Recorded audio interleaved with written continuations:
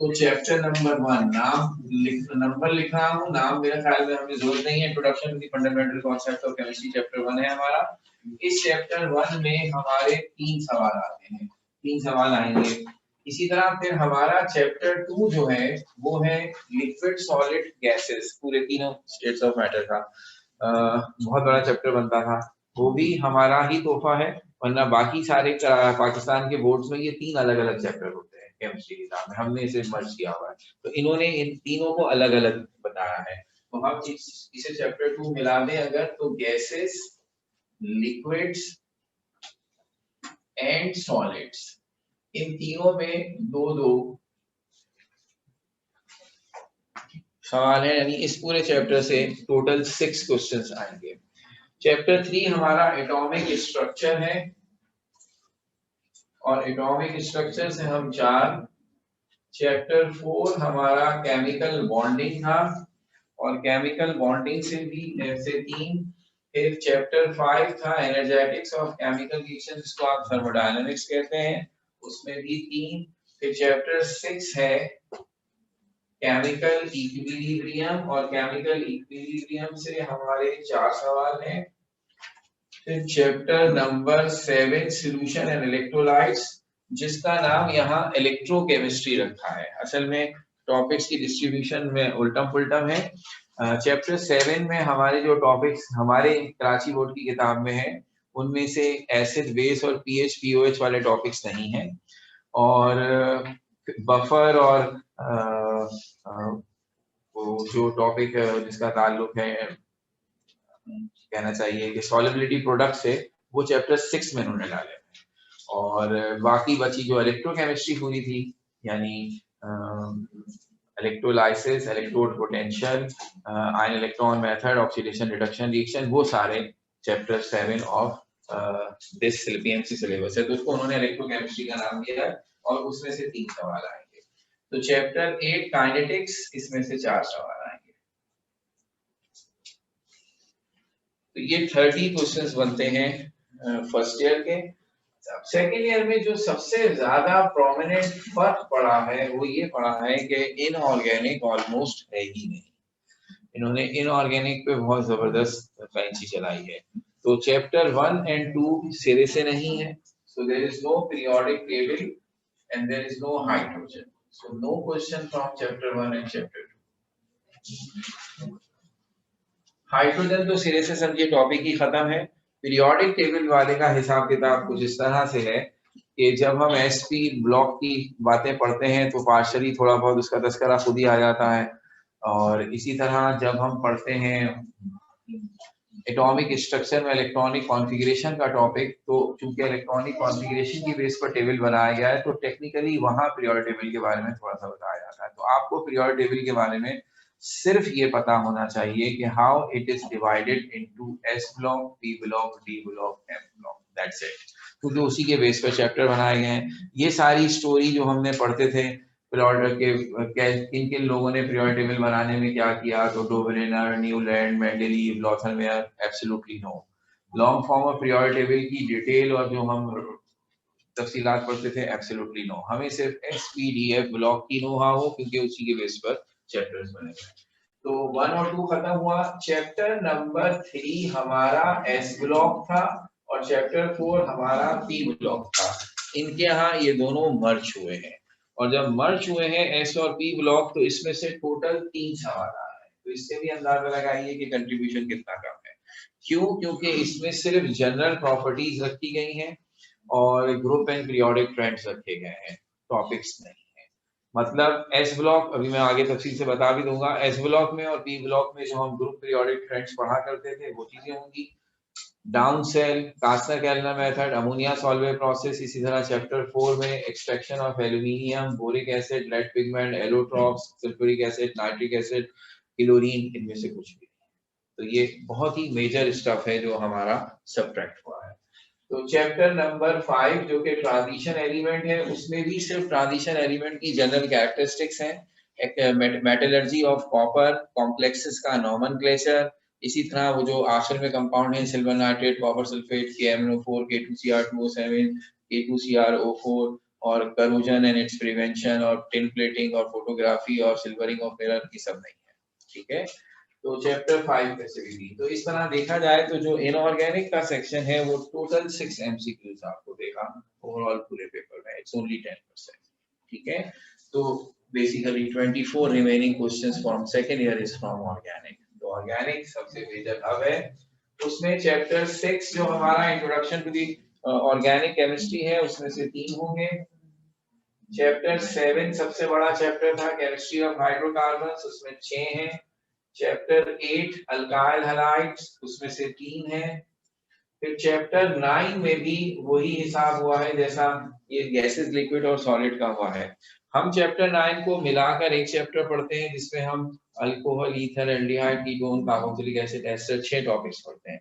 इन्होंने इसके 3 हिस्से किए हुए हैं। इनका एक चैप्टर सिर्फ अल्कोहल्स और फिनोल्स के बारे में, फिर एक चैप्टर सिर्फ एल्डिहाइड और कीटोन्स के बारे में, फिर एक चैप्टर सिर्फ कार्बोक्सिलिक एसिड के बारे में। इस हिसाब से ईथर और एस्टर नहीं है, वो वैसे भी बहुत छोटे छोटे से थे, खैर वो नहीं है। तो अब इन तीनों चैप्टर से हमारे पास 3-3 सवाल है, जिसका मतलब है कि अगर मैं मिला दूं तो ये टोटल 9 क्वेश्चंस का चैप्टर 9 बनता है। सबसे ज्यादा कंट्रीब्यूशन इसी का है। फिर आ जाइए चैप्टर नंबर 10 और 11। इस नाम का भी कोई चैप्टर नहीं है, ना बायोकेमिस्ट्री का नाम है और ना ही केमिकल इंडस्ट्रीज का नाम। उसकी जगह उन्होंने नाम लिखा हुआ है macromolecules which are polymers basically. लेकिन उन मैक्रोमोलेक्यूल्स में चैप्टर 11 की कोई चीज नहीं है। चैप्टर 10 से हमें 3 सवाल दिए जाएंगे और उनका ताल्लुक है सिर्फ प्रोटीन्स और एंजाइम से। तो ये जो proteins are polymers of amino acids, तो वो मैक्रोमोलेक्यूल के तौर पर है और किसी मैक्रोमोलेक्यूल का तस्करा नहीं है। तो इस लिहाज से यहाँ भी काफी हद तक हमारी चीजें कम हुई है। तो अब ये 60 क्वेश्चंस का डिस्ट्रीब्यूशन है और इस डिस्ट्रीब्यूशन में अब चैप्टर वाइज अगर मैं आपको गाइड कर दूं ताकि आपको ये याद रहे कौन सी चीजें क्लियरली हमें नहीं करनी और जहां हमें इनकी बताई हुई डिस्क्रिप्शंस में फर्ज कर लें डाउट आ रहा है, तो वहां हम प्रेफर करेंगे कि पढ़ लिया जाए, कोई हर्ज नहीं, क्योंकि हमें अदरवाइज भी करना तो सब है। अगर फर्ज कर लीजिए ये ख्याल उनको आ गया कि अब पीएमसी के बाद आप 2 हफ्तों के बाद फर्ज कर लें सिंध वाला भी दे रहे हैं जिसका भी पता नहीं है, तो उसके लिए पूरा सिलेबस होगा। इसलिए जब आप ये फैसला कर रहे हैं कि फला फला चीज फिलहाल में रिवाइज नहीं कर रहा, तो डजंट मीन्स कि वो बिल्कुल ही खत्म हो गया, हमें कुछ नहीं पता, दूसरे पेपर में वो करना ही पड़ रहा है, ठीक है ना। इसमें आसानी हो गई, तो फर्स्ट जो हमारा हर्डल आ रहा है उसमें आसानी हो गई। अच्छा है 2 दफा इम्तिहान दे देंगे, जिंदगी भर के लिए तानों से बच जाएंगे। तो भी अंदाजा नहीं है आपके साथ क्या होने वाला है, सारी जिंदगी सुन ये 2020 वाले डॉक्टर इम्तिहान दिए बगैर अगर कहां तक बर्दाश्त करेंगे, कभी तक कभी आंसू भी निकल आएंगे। लेकिन अभी 2 दफा एंटी टेस्ट दिया ना तो खुलकर बोलेंगे तुमने कितने एंटी टेस्ट दिए थे, हम 2 दे के आए हैं। ऐसे नहीं वही फोकट में आ रहा है, 2 एंटी टेस्ट दे के आए हैं, पूरे पाकिस्तान में दिया था कभी नहीं, हमने दिया। इम्तिहान पूरे हो जाएंगे ना, अभी एक कम हुआ है ना, अल्लाह ताला ने कहा चलो बच्चों को दिल में ना रहेगा, 2 दिन इम्तिहान दे देंगे। पहले चैप्टर में सबसे पहली चीज जो काम हम नहीं करें, जो बिल्कुल नहीं है, वो है सिग्निफिकेंट फिगर वाला हिस्सा। बिल्कुल शुरू में हमारे चैप्टर में था सिग्निफिकेंट फिगर, उसके साथ थोड़ा सा इंट्रोडक्शन लॉग का और फिर एरर एंड डिविएशन जिसमें फिक्स्ड एरर और सिस्टमैटिक, ये पूरा हिस्सा नहीं है। इसमें आप पीएमसी के लिए बिल्कुल भी इसे रिवाइज करने की जरूरत नहीं। Rest of the chapter is absolutely there, exactly empirical molecular formula, फिर mole and Avogadro's number, chemical stoichiometry with limiting reactant concept, everything is there. और उसी में है थोड़ा सा ये परसेंटेज यील्ड भी बता देंगे अभी आपको, तो वो भी एक कर ली जाएगी आपकी। तो ये काम फर्स्ट चैप्टर 1 में पूरा हिसाब किताब हो गया। चैप्टर 2 हमारा जो है वो जाहिर सी बात है गैसेस लिक्विड सॉलिड का हिसाब बनता है, जो इनके यहाँ अलग अलग चैप्टर के तौर पर है, तो हम उसकी बात कर लें। गैसेस में Dalton's law of partial pressure and Graham's law of diffusion को माइनस कर दीजिए। हमारे 5 लॉस पढ़ने होते थे, आपको 3 करने हैं, Charles law, Boyle's law, Avogadro's law, और उनको मिलाकर जनरल गैस इक्वेशन और उससे रेलेवेंट सारी चीजें। लेकिन ग्राहम्स लॉ और डेल्टन्स लॉ नहीं है, काइनेटिक मॉलिक्यूलर थ्योरी है, वो सब बाकी चीजें, even ideal and non ideal gases का जो छोटा सा हिस्सा आखिर में पढ़ा वो भी है। सिर्फ डेल्टन्स लॉ और ग्राहम्स लॉ को आप एक्सक्लूड कर देंगे, गैसेस में ये 2 चीजें नहीं है। लिक्विड के अंदर विस्कोसिटी, सरफेस टेंशन नहीं है, सिर्फ वेपर प्रेशर है, यानी लिक्विड का जनरल इंट्रोडक्शन, और फिर उसके बाद सिंपल प्रॉपर्टीज लिक्विड की जो हम भी पढ़ते थे कि लिक्विड डिफ्यूज करते हैं, कितना कंप्रेस होते हैं। लेकिन जो हम तीन बड़े बड़े टॉपिक पढ़ते थे, विस्कोसिटी, सरफेस टेंशन और वेपर प्रेशर, उसमें से सिर्फ वेपर प्रेशर है। वेपर प्रेशर, उसका बॉइलिंग पॉइंट से क्या ताल्लुक है, इस तरह बॉइलिंग पॉइंट वेपर वो एटमॉस्फेरिक प्रेशर कम होने से कम होती है, वो पूरा हिस्सा है। सरफेस टेंशन, विस्कोसिटी माइनस कर दीजिए। अच्छा, इसमें खास तौर पर आपको नजर आएंगे लफ्ज, हमने विस्कोसिटी पढ़ाते वक्त और सरफेस टेंशन पढ़ाते वक्त बताते थे कि इंटरमॉलिक्यूलर फोर्सेस दो तरह की, एक normal van der Waals forces और एक डायपोल डायपोल इंटरेक्शन या हाइड्रोजन बॉन्डिंग। उसका तस्करा इन्होंने अलग से किया है, लेकिन एज ए विस्कोसिटी और सरफेस टेंशन के टॉपिक के नहीं। और इसी चैप्टर में इन्होंने हाइड्रोजन बॉन्डिंग का टॉपिक डाला हुआ है, तो उससे हमें कोई परेशानी नहीं। ये टॉपिक हमने केमिकल बॉन्डिंग के चैप्टर में पढ़ा हुआ है और ये सारी डिटेल के साथ इन्होंने यहाँ रखा हुआ है, तो इससे हमें कोई फर्क नहीं पड़ा। ये तो नहीं चैप्टर ये है या वो है, एक ही बात है, हमें वो पढ़ना है, बॉन्डिंग में पढ़े हैं यहाँ पर। तो इस तरह लिक्विड के अंदर आप सिर्फ एक्सक्लूड कर देंगे किस चीज को, सरफेस टेंशन और विस्कोसिटी को। सॉलिड के अंदर हम टाइप्स ऑफ सॉलिड पढ़ रहे हैं, और वो उसमें चार टाइप्स पढ़ रहे थे हम, आयनिक, मेटालिक, कोवलेंट और मॉलिक्यूलर। मेटालिक और कोवलेंट नहीं है, आयनिक और मॉलिक्यूलर है। तो हमें क्रिस्टलाइन सॉलिड्स की डेफिनेशन पढ़नी है, लेकिन एज सच क्रिस्टलाइन और एमॉर्फस सॉलिड के जो डिफरेंसेस पढ़ते थे, उसमें खास तौर पर कुछ अजीब अजीब से टर्म्स थे जो कि फिर कभी सिलेबस में नहीं आए, एनाइसोट्रॉपी, क्लीवेज, तो अब उनसे हमें कोई दिलचस्पी नहीं है। हमें एक जनरल क्रिस्टलाइन सॉलिड पता हो क्या होते हैं, और उनकी टाइप्स में आयनिक और मॉलिक्यूलर, पॉलीमॉर्फिज्म आइसोमॉर्फिज्म भी नहीं है, और क्रिस्टल लैटस और जो 7 क्रिस्टल्स की टाइप्स है ना, जो सेल डायमेंशंस पढ़ते थे वो है, वो इसमें शामिल रहेंगी, उसको नहीं हटाएंगे आप। अच्छा, इसके बाद थर्ड चैप्टर जो है वो है एटॉमिक स्ट्रक्चर। एटॉमिक स्ट्रक्चर बहुत बड़ा चैप्टर था, उसमें से भी सारे रट्टे वाला स्टफ हमने हटा दिया, और वो रट्टे वाला स्टफ हटा दिया का मतलब शुरू करते थे चैप्टर, अभी 4-3 के बाद आता है, पहले तो नहीं आता, पहले 3 फिर 4 में इस तरह, नहीं मैं इस तरह नहीं, वो आयनिक सॉलिड बेटा चैप्टर 2 में है, सॉलिड के टॉपिक में है, वो अलग है, ठीक है। मैं इस तरतीब से इसीलिए चल रहा हूँ ताकि कोई कंफ्यूजन ना हो, इनकी तरतीब हटकर है, ठीक है। एटॉमिक स्ट्रक्चर में शुरू का सारा हिस्सा जिसमें एक्सपेरिमेंट्स हैं, इलेक्ट्रॉन कैसे डिस्कवर हुआ, प्रोटॉन कैसे डिस्कवर हुआ, न्यूट्रॉन कैसे डिस्कवर हुआ, न्यूक्लियस कैसे डिस्कवर हुआ, रदरफोर्ड मॉडल, बोहर मॉडल, सब खत्म। उसमें सिर्फ एक एक्सपेरिमेंट उन्होंने मेंशन किया, और वो है discovery of proton, that is Goldstein experiment, that's it. So आप प्रूफ्स का नॉर्मल कैथोड रेस एक्सपेरिमेंट नहीं, फिर रेडियो एक्टिविटीज के बाद पढ़ते थे वो भी नहीं, न्यूट्रॉन की डिस्कवरी चैडविक एक्सपेरिमेंट नहीं, रदरफोर्ड का एटॉमिक मॉडल नहीं, बोहर का एटॉमिक मॉडल नहीं, सिर्फ discovery of proton, that is Goldstein experiment, ठीक है, क्लियरली मेंशन भी है ये बात एटॉमिक। और उसके बाद क्या उठाया उन्होंने, ये सब करने के बाद पहुंच जाइए चैप्टर में, हमारे चैप्टर के हिसाब से हेजनबर्ग अनसर्टेनिटी प्रिंसिपल के बाद, उसके बाद टॉपिक्स थे ऑर्बिट, सब orbit, orbitals, quantum numbers, shape of orbitals, electronic configuration के principle, Pauli exclusion principle, Aufbau principle, n+l rule, Hund's rule, ये सारी चीजें आएंगी। तो इस चैप्टर का सिर्फ ये लास्ट वाला पोर्शन, सारे एक्सपेरिमेंट्स में सिर्फ गोल्डस्टाइन एक्सपेरिमेंट, और उसके बाद ये लास्ट वाला पूरा हिस्सा। अलबत्ता जहां जहां ये टॉपिक लिखते हैं ना, नीचे थोड़ी सी उसकी डिटेल में मेंशन है। अलबत्ता आपने हाइड्रोजन एटम को बोहर के मॉडल के हिसाब से, क्वांटम थ्योरी के हिसाब से पढ़ना, यानी जो इसका स्पेक्ट्रम था जिसमें Lyman series, warmer series, fasten series, font series और ब्रैकेट सीरीज, इनका तस्करा वो इंक्लूडेड है, ठीक है। वो सेकेंड ईयर में भी पढ़ते थे, यहाँ पे भी वो इंक्लूडेड है, लेकिन उससे पहले जो उसकी डेरिवेशन और बोहर की थ्योरी और ये सब नहीं है, ठीक है।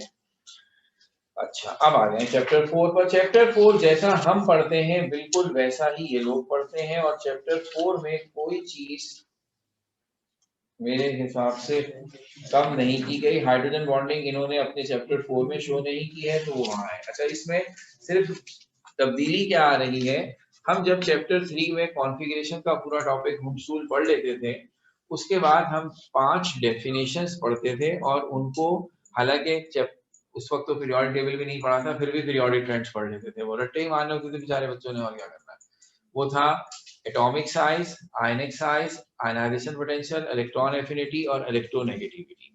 ये पांचों टर्म्स हम पढ़ते हैं चैप्टर 3 में, बाकी सारे पाकिस्तान वाले ये सारी टर्म्स चैप्टर 4 यानी बॉन्डिंग में पढ़ते हैं। तो उन्होंने ये सारी टर्म्स बॉन्डिंग के चैप्टर में शो की हैं। Doesn't make any difference to us. तो बॉन्डिंग में हमने ये सब लिखा है, atomic size, atomic radius, ionic radius, covalent radius, ionization energy, electron affinity, electronegativity, बाकी सारे हमारे टॉपिक हैं। Ionic bond, covalent bond, coordinate covalent bond, ये सारी चीजें हैं इसमें, ठीक है, कोई चीज मिसिंग नहीं है। तो पूरा चैप्टर 4 जैसा हम पढ़ते हैं वैसा ही है। ये जरूर है कि कुछ टॉपिक इन्होंने चैप्टर 4 में ऐसे शो किए हैं जो हम चैप्टर 3 में पढ़ते हैं, और कुछ टॉपिक इन्होंने चैप्टर 4 में शो करने के बजाय चैप्टर 2 में शो कर दिया, जैसा हाइड्रोजन बॉन्डिंग। हाँ, जो चीज आप माइनस करेंगे वो क्या है, molecular orbital theory. Molecular orbital theory जिसमें हम मॉलिक्यूलर ऑर्बिटल और एंटी बॉन्डिंग मॉलिक्यूलर ऑर्बिटल ये डेफिनेशन ही पढ़ते थे, वो इसमें नहीं है, ठीक है। बाकी hybridization, valence shell electron pair repulsion model, ये सारा कुछ जैसा हम पढ़ते हैं बिल्कुल वैसा ही है। और फिर याद दिला दें सब, वैसे तो इन्होंने ऐसा कुछ मेंशन नहीं किया है किसी भी जगह एग्जाम्पल में। फर्स्ट कर लें कोई ऐसी एग्जाम्पल इनके यहाँ है जो हमारे यहाँ नहीं है, तो वो नहीं होगी, वो बात क्लियर हो गई। तो अब हम जब इन टॉपिक्स की बात कर रहे हैं तो हम सिर्फ उन्हीं एग्जाम्पल्स के साथ बात कर रहे हैं जो कराची बोर्ड की किताब में है, ठीक है। अच्छा, अब आइए chapter 5 which is thermodynamics, energetics of chemical reaction. इसकी भी सेम स्टोरी है, इसमें भी कोई टॉपिक हमें नहीं छोड़ना, वैसे ही छोटा सा चैप्टर था, पूरा करना है। इसमें एक टॉपिक का नाम लिखा हुआ है और वो है बॉर्न हैबर साइकिल।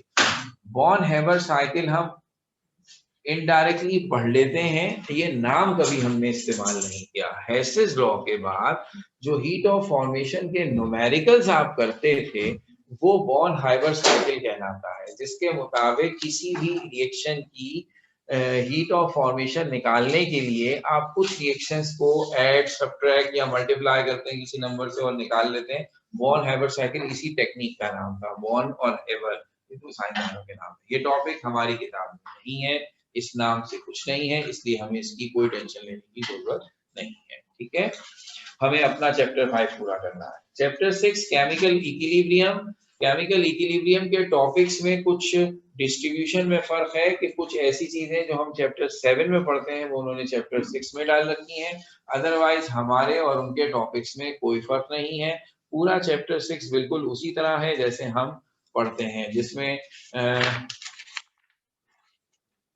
अगर ये reversible irreversible reaction, chemical equilibrium की डेफिनेशन, फिर केसी की एक्सप्रेशन निकालते हैं, उसकी एप्लीकेशंस लिखते हैं, ली शैटलियर प्रिंसिपल, उसकी भी एप्लीकेशंस इंडस्ट्री वाली दोनों, हेबर प्रोसेस और कांटेक्ट प्रोसेस, और फिर सॉल्युबिलिटी प्रोडक्ट और कॉमन आयन इफेक्ट सेम पूरी है। सिर्फ क्या ऐड हुआ है कि बफर सॉल्यूशन का टॉपिक हम चैप्टर 7 में करते हैं, उन्होंने चैप्टर 6 में शो किया हुआ है। तो it doesn't make any difference, दोनों में से किसी भी चैप्टर में कर लिया जाए। फिर चैप्टर 7 में मेजर हिसाब किताब है हमारा, चैप्टर सॉल्यूशन एंड इलेक्ट्रोलाइट्स है, और इनका सिर्फ इलेक्ट्रोकेमिस्ट्री है, यानी इलेक्ट्रोलाइट से रेलेवेंट है। तो इनके टॉपिक्स में ऑक्सीडेशन नंबर निकालने का तरीका क्या है, इलेक्ट्रोलाइसिस कैसे होती है, इलेक्ट्रोड पोटेंशियल, वही पूरी चीज, स्टैंडर्ड हाइड्रोजन इलेक्ट्रोड पोटेंशियल कैसे डिटरमाइन करते हैं, और इक्वेशन कैसे बैलेंस की जाती है आयन इलेक्ट्रॉन मेथड से। तो अब जाहिर सी बात है एमसीक्यूज में हम आयन इलेक्ट्रॉन मेथड की इक्वेशन बैलेंस करने को नहीं देंगे, वो इसलिए भी अजीब लगेगा कि नीचे 4 आंसर देने हैं, बच्चे को क्या जरूरत पड़ी है पूरी बैलेंस करने की, आंसर मुझे देख के लिख लेगा। तो वो उसमें आपको ये पता हो कि जब एक इक्वेशन लिखी जाती है तो कैसे पता चलता है कौन ऑक्सीडेशन कर रहा है कौन रिडक्शन। तो हम ये जो ऑक्सीडेशन नंबर में चेंज वाला तरीका है कि जिसका ऑक्सीडेशन नंबर बढ़ रहा हो वो ऑक्सीडेशन कर रहा है और जिसका कम हो रहा हो वो रिडक्शन, ये आना चाहिए। तो ये सारी चीज, जिसमें से कौन कौन सी चीज कटी है वो सुन लें। हाइड्रोलिसिस हाइड्रेशन माइनस हो गई, Arrhenius theory of ionization minus हो गई, pH pOH acid base minus हो गए। अलबत्ता बफर है, इंडिकेटर खत्म, इंडिकेटर भी नहीं है, ठीक है ना। तो ये सारे टॉपिक जो चैप्टर 7 के थे ये हमें कम से कम पीएमसी के लिए नहीं करने। Chemical kinetics the last one, chapter 8 होता है हमारा, और वो जैसा होता है वैसा ही इधर भी है। टॉपिक टू टॉपिक हमारे और इनके मैच कर रहे हैं। रेट ऑफ रिएक्शन, जो उसकी determination, the factors on which it depends, और unit of rate constant, order of reaction और उसकी डिटर्मिनेशन, एवरीथिंग इज सेम, तो इसमें कोई तब्दीली नहीं। ये हो गई फर्स्ट ईयर की सब चीजें। जैसा कि हमने आपसे पहले इधर ही लिख दिया। सेकेंड ईयर में इनऑर्गेनिक तो समझे बिल्कुल भी नहीं है, क्योंकि उसमें साफ साफ बात लिख दी कि चैप्टर 1 2 छोड़ दें। 3 और 4 में अब मैं आपको तफसील से बता दूं कि आप 3 और 4 एस और पी ब्लॉक में क्या करने जा रहे हैं।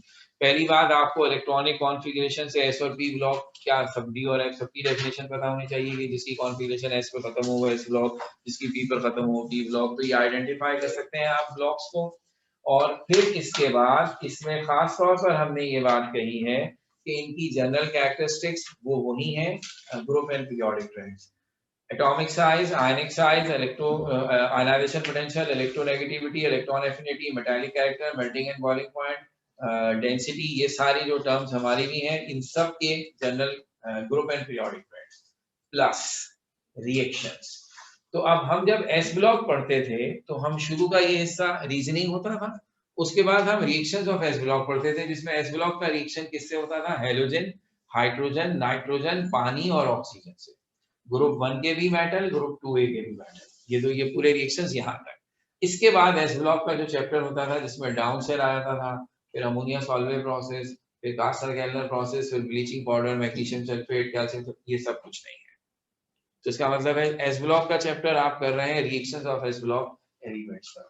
एक बात हो गई। पी ब्लॉक में थोड़ी समझदारी। पी ब्लॉक में भी शुरू का यही हिस्सा है ग्रुप एंड पीरियोडिक ट्रेंड्स, और वो ग्रुप और पीरियोडिक ट्रेंड्स वही हैं जो एस ब्लॉक के हैं, इसलिए वो भी कोई बात नहीं हुई। अलबत्ता ग्रुप 3 के रिएक्शंस हैं। अब ये ग्रुप 3 के रिएक्शंस कहाँ से लाएं? तो हमने एल्यूमिनियम पढ़ा था, उस एल्यूमिनियम में और कुछ नहीं करना सिवाय रिएक्शंस के। एल्यूमिनियम का रिएक्शन ऑक्सीजन के साथ, हेलोजन के साथ, कार्बन के साथ, नाइट्रोजन के साथ, एसिड के साथ, बेस के साथ। तो ये हमें आने चाहिए। ठीक होगी बात। बाकी एक्सट्रैक्शन ऑफ एल्यूमिनियम, जिसमें हम एल्यूमिना से कैसे हासिल करते हैं वो नहीं है। एलम का टॉपिक नहीं है। Allotropes of carbon, allotropes of sulphur, lead pigment, sulphuric acid, nitric acid, chlorine, hydrogen sulphide, ये सब नहीं। ठीक है। फिर चैप्टर 5 डी ब्लॉक एलिमेंट्स में सिर्फ वो पहला टॉपिक जिसमें है general characteristics of transition element.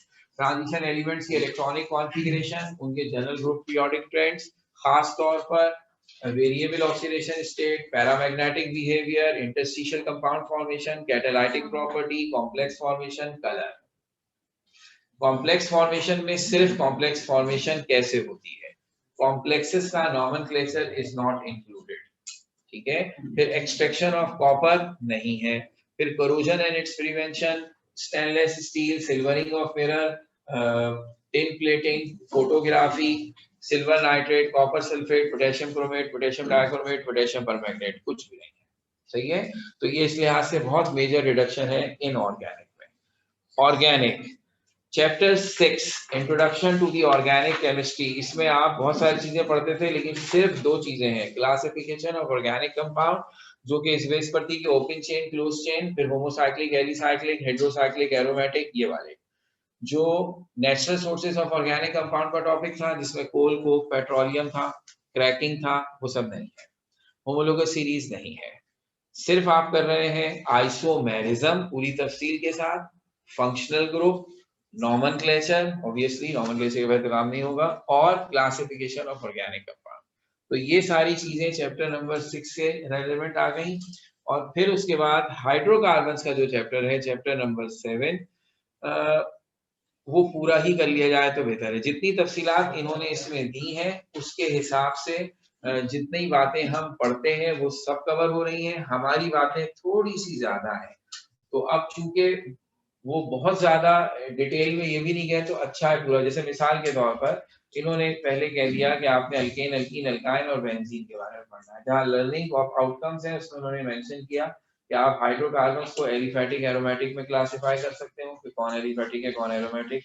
आपने अल्केन्स का नॉमेनक्लेचर किया, फिर अल्केन्स के रिएक्शन एक ही था, substitution reaction free radical mechanism से पूरी तफसील से कहा। डिफाइन फ्री रेडिकल मैकेनिज्म, उसका प्रोपगेशन, इनिशिएशन और टर्मिनेशन स्टेप, और फिर mechanism of free radical exemplified with methane and ethane, दोनों एग्जांपल्स है इसका।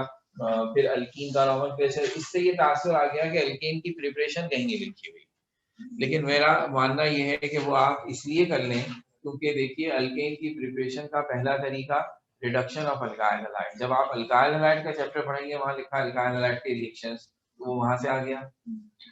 डीकार्बोक्सिलेशन का तरीका है, कार्बोक्सिलिक एसिड के रिएक्शन पढ़ेंगे, वो वहां से आ गया। तो ऐसे इस चक्कर में ना पड़ेगा कि यहाँ नहीं है, वो बहरहाल कर ले तो बेहतर है, ठीक है ना। तो इसका मतलब है चैप्टर 7 आप पूरा देखेंगे। एक लफ्ज यहाँ इस्तेमाल हुआ है, बच्चे कंफ्यूज हो गए थे, अरीन्स।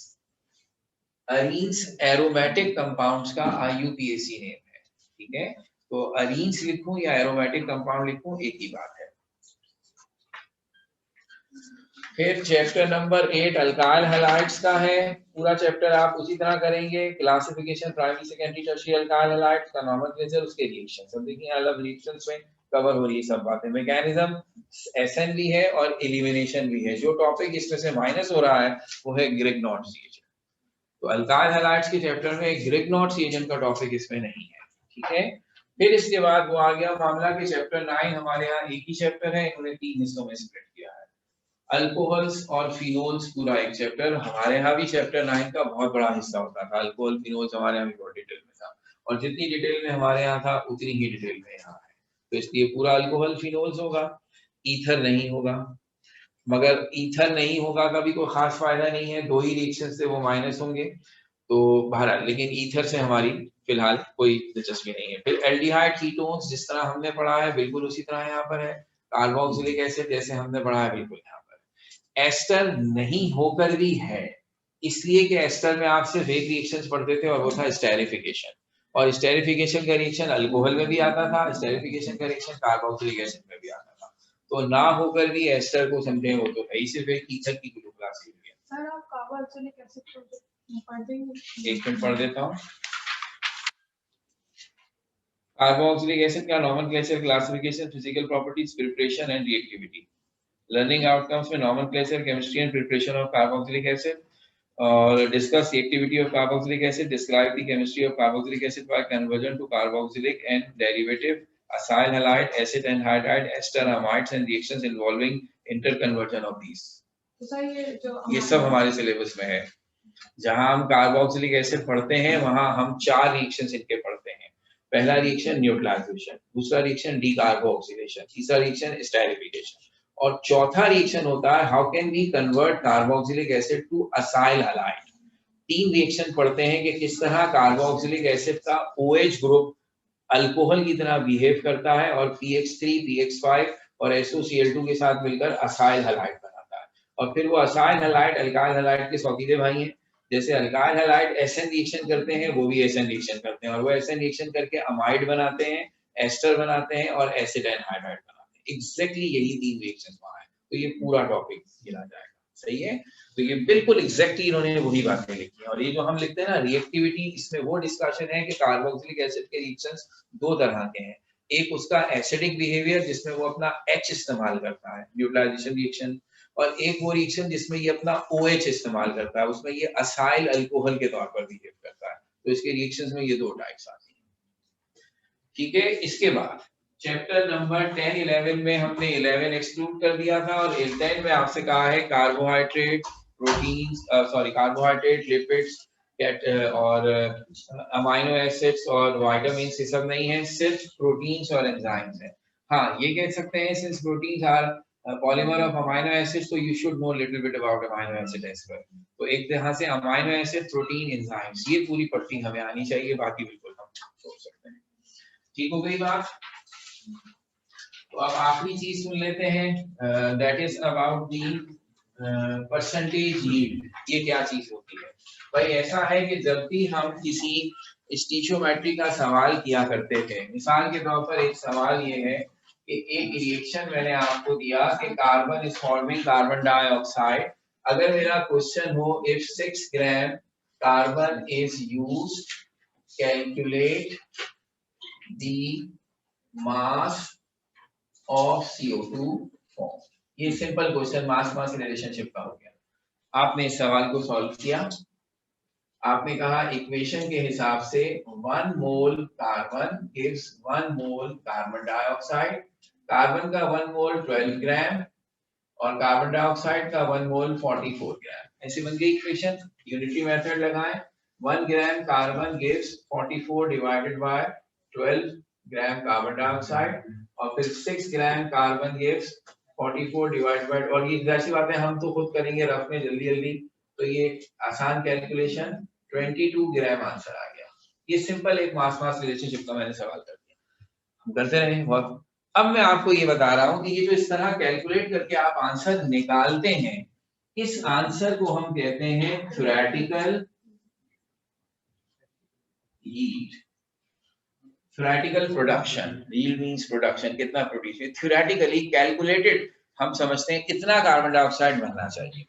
क्वेश्चन ये है कि अगर कोई बच्चा ये कहे आइए आज मैं ये करके देखता हूँ, लाओ भाई 6 ग्राम कार्बन लाओ, हम यहाँ बैठकर उसको जलाते हैं, जितनी कार्बन डाइऑक्साइड बनेगी उसे कलेक्ट करके मास निकालेंगे। इस केमिस्ट्री वाले सच भी बोलते हैं कि नहीं बोलते, चेक करके देखते हैं। अगर हम प्रैक्टिकली इसे चेक करने बैठेंगे तो हम पर ये राज खुलेगा कि हमारा आंसर 22 नहीं है, हमारा आंसर हमेशा 22 से कम आएगा। ऐसा कभी भी नहीं होगा कि एग्जैक्ट ज्यादा आने का तो खैर सवाल ही पैदा नहीं होता, कि बराबर भी आए। क्यों? क्योंकि कभी भी हम रिएक्शन को आइडियल अंदाज से नहीं कर पाते। जब हम ये इक्वेशंस लिखते हैं स्टीशियोमेट्री की, तो हम दो अजम्पशंस करते हैं। पूरी केमिकल स्टीशियोमेट्री दो अजम्पशंस पर है। पहली अजम्पशन के reaction goes to completion, reaction 100% complete हुआ है, यानी जितना रिएक्टेंट आपने लिखा है वो सारे का सारा प्रोडक्ट में चला गया। प्रैक्टिकली सारा रिएक्टेंट कन्वर्ट नहीं हो पाता, कुछ ना कुछ आखिर में बच जाता है अनरिएक्टेड। प्लस दूसरा अजम्पशन ये कि जो रिएक्शन आपने लिखा है बस वही हुआ है, there is no side reaction. कुछ रिएक्शंस में ऐसा है कि साइड रिएक्शन होते हैं, जिसमें खासतौर पर ये वाला रिएक्शन है। जब कार्बन को ऑक्सीजन से मिलाते हैं दो रिएक्शन हो सकते हैं, या तो कार्बन डाइऑक्साइड बने या कार्बन मोनोऑक्साइड बने। इट इज सब्जेक्टेड कि आपने ऑक्सीजन कितनी इस्तेमाल की।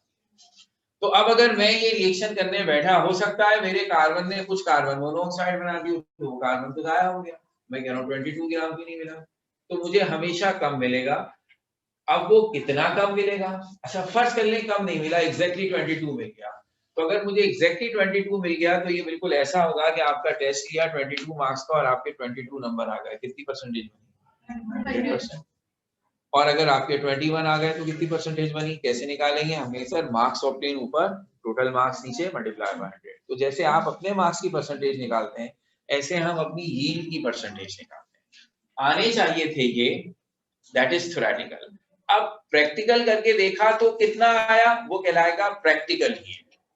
और फिर हम प्रैक्टिकल यील्ड और थ्योरेटिकल यील्ड को डिवाइड करेंगे, बिल्कुल उसी तरह जैसे आप परसेंटेज निकालने के लिए करते हैं, और 100 से मल्टीप्लाई करेंगे, तो ये परसेंटेज यील्ड कहलाएगी, जो इस मेथड की परसेंटेज कहलाएगी कि ये कितना अच्छा तरीका है। अगर किसी तरीके से 100% यील्ड मिलती है तो आइडियल तरीका हो जाएगा।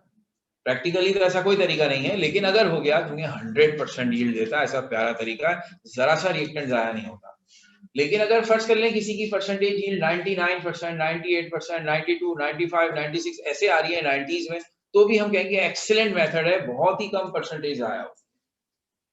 तो इसका मतलब है जब हम ऐसा सवाल देंगे तो थ्योरेटिकल यील्ड तो हो सकता है आपसे ही कैलकुलेट करा लें, प्रैक्टिकल हम आपको गिवन देंगे, दे देंगे जाओ प्रैक्टिकल करके आ जाओ। तो इसका मतलब है इस सवाल के साथ एक लफ्ज लगा देंगे, if 11 gram carbon dioxide is practically form, what is percentage yield. तो अब ये परसेंटेज यील्ड का फॉर्मूला बनता है वही जैसे आप अपने मार्क्स की परसेंटेज निकालते हैं। तो ये है जनाब परसेंटेज यील्ड। प्रैक्टिकल को एक्चुअल भी कहते हैं, प्रैक्टिकल यील्ड जो असल में हमें प्रैक्टिकल करके मिली, थ्योरेटिकल या कैलकुलेटेड यील्ड नीचे आएगी और मल्टीप्लाई बाय 100। तो अब इस क्वेश्चन के हिसाब से हमारी प्रैक्टिकल यील्ड 11 है, थ्योरेटिकल 22 है, मल्टीप्लाई बाय 100। ऐसे सिंपल नंबर दिए हैं कि आप सब बगैर कैलकुलेटर के कैलकुलेट कर सकें। आंसर आएगा 50%। बहुत ही गंदा तरीका है, इसलिए कि जब हम कार्बन को ऐसे हवा में जलाएं, डेफिनेटली कार्बन मोनोऑक्साइड के साथ बनता है, तो ये समझ लें आधी कार्बन मोनोऑक्साइड बन गई, वहां गायब हो गया। अच्छा अब इम्तिहान में ये जरा लंबा बनता है, अगर हम एमसीक्यूज के हिसाब से बनाएं, खुद आप थ्योरेटिकल यील्ड निकाल रहे हैं और फिर ये भी कर रहे हैं, तो दो काम करने पड़ रहे हैं। तो मोस्ट प्रोबेबली सवाल ऐसा होगा कि वो क्वेश्चन में कहेंगे कि इस रिएक्शन की थ्योरेटिकल यील्ड इतनी है, प्रैक्टिकल यील्ड इतनी है, तो अब आप परसेंटेज निकाल के दिखाएं। और ज्यादा से ज्यादा बच्चा ये भूल जाता है किसको ऊपर रखना है, किसको नीचे रखना है, तो ये भूलेगा ही नहीं वो, क्योंकि परसेंटेज 100 से ज्यादा आ नहीं सकती। तो ऊपर हमेशा छोटी वैल्यू आती है, नीचे हमेशा बड़ी वैल्यू आती है। जब आप अपने नंबर्स के लिए परसेंटेज निकालते हैं तो मार्क्स ऑब्टेन ऊपर आएंगे, टोटल मार्क्स नीचे आएंगे। कुछ भी हो जाए, आपके मार्क्स टोटल मार्क्स से ज्यादा तो नहीं हो सकते। आइडियल ये होगा कि पूरे मार्क्स आ जाए, तो फिर तो कोई बेवकूफी परसेंटेज निकालेगा, मेरे 100 में से 100 नंबर आए, सब परसेंटेज कैसे निकालते हैं, मुझे से 100 में से 100 आए क्यों थे। तो ठीक हो गई बात। तो ये छोटी सी, इसकी कोई उम्मीद नहीं है कि ये पेपर में आएगा, क्योंकि ये बात उन्होंने क्लियर में कह दिया, लेकिन ये सिर्फ इसलिए कि छोटी ही सी बात है ना, कोई हर्ज नहीं अगर बता दी गई। तो अब आप फील फ्री होकर अपनी तैयारी करेंगे। एक लिहाज से कम पीएमसी वाले पेपर में आपको सिर्फ और सिर्फ एडवांटेज है कि आप अपने एग्जिस्टिंग सिलेबस का बहुत सा हिस्सा छोड़कर चीजों की तैयारी कर रहे हैं। इस वक्त अगर कोई बैड लक हो रही है तो वो ये कि खुदा का वास्ता है पेपर लेके ना छोड़ो, यानी आपको नवंबर तक लटका दिया है। अब आप ये देखें, टेक्निकली आप वैसे ही 5 साल का कोर्स करते हैं अपनी ग्रेजुएशन कंप्लीट करने के लिए। इंजीनियरिंग वाले 4 साल में फारिग होते हैं, फिर उस पर तुर्रा ये कि वो पहले शुरू हो गए, वो आपसे एक सेमेस्टर आगे होंगे। आपका अगर पेपर इसी हिसाब से हो भी गया तो भी आपकी सारी फॉर्मेलिटीज पूरे होते होते आपकी क्लासेस जनवरी फरवरी से शुरू होती है, उस वक्त तक वो अपना एक सेमेस्टर कर चुके होंगे। तो ये बड़ा फर्क पड़ता है कि वो आपसे 3.5 साल, आपके हिसाब से जब आपका 4th सेमेस्टर चल रहा होगा, 4th ईयर चल रहा होगा, वो इंजीनियर बन चुके होंगे। तो ये बड़ा खतरनाक हिसाब होता है कि ये डिले पे डिले कर रहे हैं। तो अल्लाह करेगा ये पेपर आपका इंशाल्लाह अब हो जाए, तो ये तो कम से कम हिसाब सही है। इसके बाद ये क्लैरिफिकेशन चाहिए कि अगर सिंध गवर्नमेंट वाले पेपर लेते हैं तो फिर क्रिस्टल क्लियर है, हमारा ही पूरा सिलेबस आएगा, फिर उसमें कोई इशू नहीं आता। कोई कंफ्यूजन इन दिनों में होती है जो कि डेफिनेटली होगी, आप लाख अपने दिल को समझा लें, आप इस वक्त जिस फेज से गुजर रहे हैं, हमें आपका सबसे ज्यादा फिक्र आप ही की है, दुआएं आपके लिए बहुत सारी। अल्लाह आपको टेंशनों से बचा रखे, क्योंकि जितना आप रिलैक्स रखेंगे दिमाग को उतना अच्छा है। सुबह एक खबर आएगी आप परेशान हो जाएंगे, तो इसलिए अपने आप को इन चीजों से दूर रखने की कोशिश करें। याद रहे, कोई भी बात, कोई भी अपडेट खुफिया नहीं आती, ये कान में आके किसी के बता दी, सिर्फ आपकी सोशल मीडिया पे आई है, बाकी किसी को नहीं पता चली कि आप शेयर करके भाई अब क्या होगा, ये कैसे खबर आ गई, ये फेसबुक पर। अरे बाबा, ये खबरें इस तरह नहीं आती, ये इतना मेजर डिसीजन है कि अल्लाह ना करे इसमें कोई भी अप डाउन आएंगे तो वो प्रॉपर टीवी पे अनाउंस होगा, वो सबको पता चलेगा, वैसे सिर्फ फेसबुक की एक साइट पर नहीं आ जाएगा, ठीक है ना। तो इसलिए इस पर परेशान नहीं होना। ये जो अभी आपसे पिछले वाले मौजूद हैं लोग, रोजाना इनका एक नया रिजल्ट आता था, आप देख लीजिए क्या हुआ, सबको पास कर रहे हैं, सारे फेलियर पास हो जाएंगे, क्या किया पता है आपको? ये जो पता क्या, आप ही तो हैं, आप तो बच गए हैं। आपको पता है पीछे वालों के साथ जिनको ये आसरा दिया गया था और सारे फॉर्म जमा करा दो, जिसका फॉर्म जमा हो गया सबको पास कर रहे हैं, चाहे फर्स्ट ईयर में सारे पेपर निकले हों। पहली बात, जिनके 2 पेपर फेल हुए हैं सिर्फ उनको पास किया, बाकी सबको कहा है कि हम स्पेशल एग्जाम लेंगे, उसमें बैठो। और जिनकी परसेंटेज 60 से कम थी उनको 3% भी नहीं दिए गए। बड़ा खबरें तो आप डाल दें जो मर्जी में, ये होगा ये, कुछ भी नहीं हो रहा, ठीक है ना। तो इसलिए आप भी बिल्कुल टेंशन फ्री रहेंगे। अच्छा, दूसरी चीज, एक बात का अगर और ख्याल रख लें, थोड़ी आपको भी और हमें भी सहूलत होगी, जो भी इशू आ रहा है कोशिश ये किया करें कि वो अपने क्लास के ग्रुप में पोस्ट करें। इंडिविजुअल पूछने में हमें बड़ी परेशानी रहती है, एक ही चीज बहुत सारे लोग पूछ रहे हैं और इतने एक्सपर्ट नहीं हुए हम अभी कि वो कॉपी पेस्ट मारकर जवाब बना लें, तो बड़ा मसला हो जाता है, खासतौर पर मुझको तो हो जाता है। तो मेरा दिल है कि आप एक ही जगह ग्रुप में डालने से फायदा ही होता है कि ऐसे वो क्वेरी जिस जिसकी होगी सबको पता चल जाएगा। ये आप लोग जो खुफिया काम कर रहे हैं ना, जाने ना, ये वाला क्वेश्चन मुझे पता है, ये सबको क्यों पता चल जाए। तो अगर आपने कहीं कोई क्वेश्चन पूछना है ग्रुप पे डालें, आपको भी जवाब बताएंगे, सबका पता हो जाएगा। ये दुआएं लगेंगी, दुआ चाहिए, दुआ। अभी फिलहाल और कुछ नहीं चाहिए, ठीक है। अल्लाह आपको खुश रखे, थैंक यू वेरी मच।